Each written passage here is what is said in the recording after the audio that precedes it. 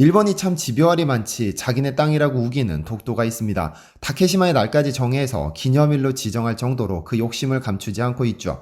그런데 한 일본 기자가 킹덤에서 안현대감을 맡았던 허준호에게 물었습니다. 도대체 독도는 누구네 땅이냐라고 말이죠. 그리고 허준호는 뚜벅뚜벅 그 기자를 향해 다가갔는데요.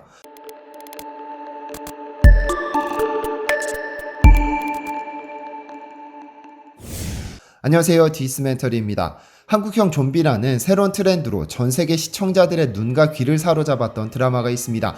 넷플릭스 오리지널 시리즈로 제작한 킹덤입니다.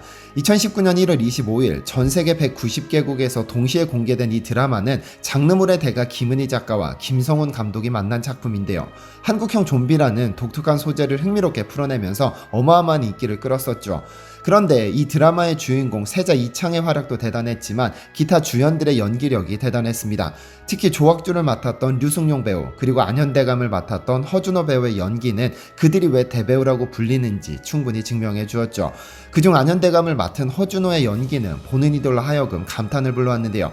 세자를 지키고 나라를 구하기 위해 스스로 좀비로 변하는 장면에서는 온몸에 소름이 돋을 정도로 충격적이었죠.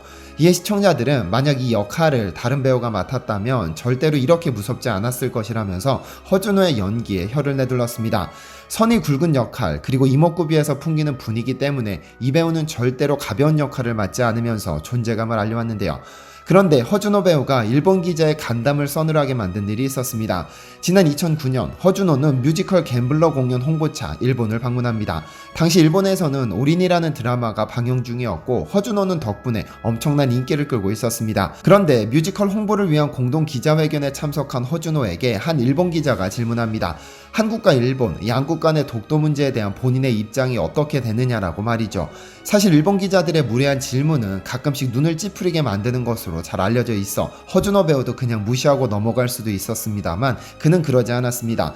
단상을 내려가 뚜벅뚜벅 그 기자 앞으로 걸어가더니 취재 수첩에 메모 중이던 그 기자의 펜을 낚아챘습니다. 그리고는 기분이 어때라고 물었죠. 이 한마디는 많은 의미를 내포하고 있었습니다. 일본이 자기네 땅이라고 주장하는 건 남의 물건을 강제로 빼앗는 것과 같다는 뜻이었죠. 허준호의 강력한 한마디에 일본 기자는 크게 당황하면서 미안하다며 곧장 사과했다고 하죠.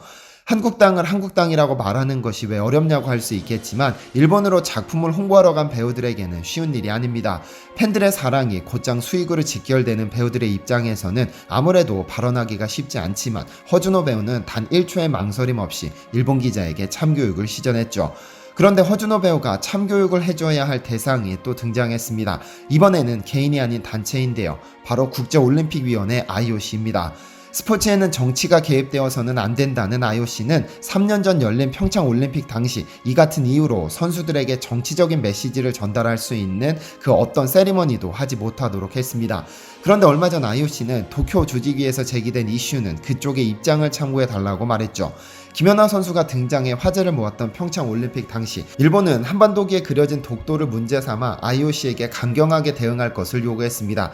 이 IOC는 독도가 그려진 한반도기는 정치적인 메시지를 전달할 수 있다는 이유를 들어 절대로 사용하지 말 것을 권고했었죠.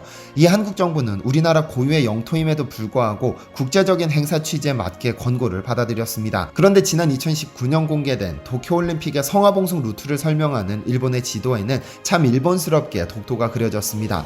독도에 아주 작은 점을 찍어 마치 독도가 일본 영토인 것처럼 표시했는데요. 이 한국 정부는 IOC의 성화봉송 루트의 독도를 표기하는 것은 정치적인 행위에 해당하는 것이므로 즉각 시정을 요구한다며 일본이 했던 요구를 그대로 제기했습니다. 그런데 이 요청은 즉시 거절됐죠. 도쿄 조직위의 입장을 참고해달라고만 답했습니다. 도쿄올림픽 조직위원회는 독도 표기를 두고 순수하게 지리학적인 표현이며 정치적인 의도는 없다는 입장을 고수하고 있는데 같은 논리로 한반도기에 표기된 독도를 두고 일본 정부가 항의했던 것은 상당히 모순적일 수밖에 없습니다. 유독 일본에게만 관대한 IOC에 대해 엄청난 비난이 쏟아지고 있습니다. 그런데 문제는 지난 5월 16일에 발생했습니다. 아직 도쿄올림픽을 개최할지 말지 일본 내에서도 반대의 목소리가 높은 가운데 일본에서는 성화봉송이 시작됐죠. 그런데 이 성화봉송 코스에 일본인 특유의 특성이 나타났습니다. 일본의 성화봉송 주자들은 오키섬과 시네마현청의 다케시마 자료실 앞을 달렸는데 이 장면은 도쿄올림픽 홈페이지에 생방송으로 공개되었죠. 여기에 더해 방송에서는 주자들이 오키섬과 다케시마 자료실을 지날 때 의도적으로 안내판에 포커스를 맞췄기 때문에 전 세계 수많은 시청자들이 다케시마 자료실이라는 간판을 보게 됐습니다. 물론 외국인들이 일본어를 읽지 못하는 이상 이 장소가 의미하는 바를 정확히 알 수는 없었겠지만 일본의 음침한 의도는 그대로 드러났죠. 시네마현은 독도를 두고 다케시마의 날로 지정한 것으로 잘 알려져 있습니다. 지난 2005년 3월 16일 기습적으로 다케시마의 날을 제정했죠. 1905년 2월 22일 독도를 일본 시네마현으로 편입한 날을 기념코자 이러한 만행을 저질렀는데요.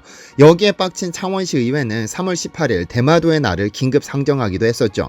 이렇게 일본이 독도를 두고 지속적으로 분쟁의 소지를 만드는 이유는 일본 특유의 로비를 자신하기 때문입니다. 이렇게 독도를 두고 지속적으로 분쟁거리로 만들면 국제사법재판소에게 영향력을 행사할 수 있다고 보는 겁니다. 지난 2005년 이후로 꾸준히 독도를 두고 야욕을 불태우기 시작한 일본은 현재까지도 전 세계의 독도는 일본 영토라고 우기고 있습니다. 지난 2018년 일본의 미야코시 마스히로 신임 일본 영토 담당 장관은 한 일본 언론과의 인터뷰에서 독도는 역사적 사실에 비춰봐도 국제법상으로도 명확한 일본 고유의 영토라면서 이전에 낙도지능과 관련해 시네마현 오키제도에 간 적이 있는데 독도는 오키제도의 시마마치 영역으로 거리적으로는 서쪽의 시마마치 곳에서 가장 가깝다고 주장하기도 했습니다. 그러면서 가장 가까운 시마마치 곳에서 독도가 보이진 않았지만 독도 방향을 제대로 바라본 적이 있다. 저쪽에 우리나라 고유 영토의 섬이 존재한다는 것을 현지에서 확인한 적이 있다고 했죠. 그런데 이는 사실관계조차도 확인하지 않은 망언이었다는 사실이 밝혀졌습니다. 구글맵을 통해 살펴보면 한국의 울릉도와 독도 사이의 거리는 87.4km이고 일본의 오키섬과 독도 사이의 거리는 무려 157.5km로 2배나 차이가 납니다. 한 국가의 영토를 담당한다는 장관이 사실관계조차도 확인하지 않고 공식 석상에서 뻔뻔하게 거짓말을 한 것이죠. 그러나 이런 사실관계와는 상관없이 현재 오키섬에서는 섬 내 입간판, 광고판, 스티커, 맨홀 뚜껑 등 온갖 사물을 활용해 독도가 일본 땅임을 주장하고 있는데요. 섬 전체가 독도를 왜곡하는 전시장이라고 불릴 정도로 악독한 이 섬을 성화봉송 코스로 선정한 일본의 속내가 여지없이 드러났습니다. 눈에는 눈, 이에는 이라는 말이 있습니다. 일본이 이렇게 집요할이 많지 독도를 물고 늘어지자 똑같이 집요할이 많지 일본에게 응징하고 있는 기업이 있습니다. 바로 라카이 코리아라는 기업인데요. 제 영상에서 몇 번에 걸쳐 소개해드린 적이 있는 기업으로 중국의 김치 공정에는 마라탕 허거 공정으로 대갚아 주었고 역사 왜곡을 일삼는 중국 및 일본 네티즌들에게는 국제소송을 통해 뜨거운 맛을 보여줄 큰 그림을 그리고 있죠. 그런데 라카이 코리아가 국제소송을 준비한다는 소식이 전해지자 일본 네티즌들은 말도 안 되는 헛소리라면서 가볍게 웃어넘겼지만 실제 한국 법무법인 및 미국 로펌 선임을 준비 중이라는 소식 그리고 실제 변호사의 입장문이 공개되자 꽤나 당황스러움을 감추지 못하고 있습니다. 이러한 소식이 전해지자 일본 네티즌들은 한국인은 어디를 가도 한국인이라든지 한국은 역사적으로 중국의 것이라거나 역사 왜곡은 한국이 하고 있다는 건 전 세계 모두가 알 것이라면서 라카이 코리아를 비웃었습니다. 그런데 비웃으면서 가벼이 넘길 사안이 아닙니다. 라카이 코리아는 국제소송을 준비하면서 자발적인 후원에 대한 문의가 늘자 39,000원의 감사 후원 박스를 공개하며 일반 국민들이 소송에 참여할 수 있는 후원 경로를 열어주었는데요. 라카이 코리아가 독보적인 디자인으로 출시한 제품들을 거의 원가 수준에 판매하면서 수만 명의 후원을 이끌어내고 있습니다. 그리고 지난 5월 26일에는 이 후원자 명단을 모두 광고 영상으로 제작해 뉴욕 타임스퀘어 한복판에 내걸기도 했는데요. 해당 영상에는 중국에서 자기네 것이라고 우기기 시작한 김치, 비빔밥, 한복 등이 담겨 있으며 역사의 심판에는 시효가 없다는 문구와 함께 약 8초 동안 뉴욕 타임스퀘어 한복판에 송출했죠. 이미 수만 명 이상이 후원한 이 국제소송에 여러분들도 얼마든지 참여하실 수 있습니다. 그런데 이번 일본의 성화봉송에 드러난 일본의 독도 야욕에 대해서도 가벼이 넘어가지 않았습니다. 지난 1일 라카이 코리아는 공식 인스타그램을 통해 평창올림픽과 도쿄올림픽에서 달라진 IOC의 상반된 태도를 지적함과 동시에 상당한 불쾌감을 드러냈습니다. 그리고는 특별한 티셔츠 한 장을 공개했죠. 이는 일반인들에게는 판매되지 않는 특별한 티셔츠였는데요. 도쿄올림픽에 참가하는 한국 선수들에게 전달할 티셔츠입니다. 티셔츠 앞면에는 태극기를 그리고 뒷면에는 QR코드를 삽입 가입했는데 이 QR코드를 찍어보면 대한민국 외교부의 독도 홈페이지로 직접 연결됩니다. 이 티셔츠에는 독도 belongs to Korea라고 새겨 넣음으로써 독도가 한국 고유의 영토임을 명확히 했습니다. 물론 라카이 코리아는 도쿄올림픽의 공식 후원업체가 아닌 관계로 공식적인 루트로 선수들에게 전달할 수는 없습니다만 공식 후원이 어렵다면 직접 일본으로 건너가 선수들에게 전달하겠다며 강한 의지를 표하기도 했습니다. 라카이 코리아는 수많은 한국 연예인들을 일본 시장으로부터 자유롭게 소신을 밝힐 수 있게 한 기업입니다. 마치 허준호가 일본 시장에 진출하기 바빴던 그때 연예인들과는 다른 행보를 보여준 것처럼 라카이 코리아도 일본 시장에서 성공하기 위한 다른 기업들과는 달리 또 후원과 독도에 대해서 알리는 것이 단순 국내 고객들을 위한 느낌이 아닌 직접적으로 선두에 서서 기업의 이름으로 알려 기존 기업과는 달리 사이다를 선사했습니다. 그리고 이 기업의 뜻에 동참한 수많은 연예인들이 라카이 코리아의 제품을 노출하며 소신껏 자신의 역사 소신을 드러내고 있는 것이죠.